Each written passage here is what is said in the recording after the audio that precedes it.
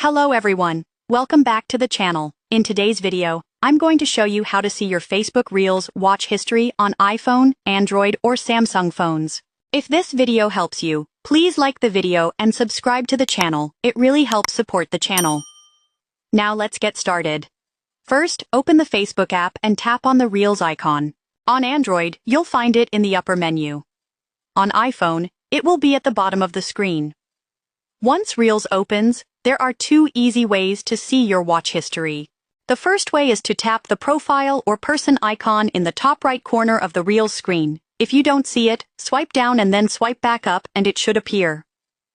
Now tap Watch History.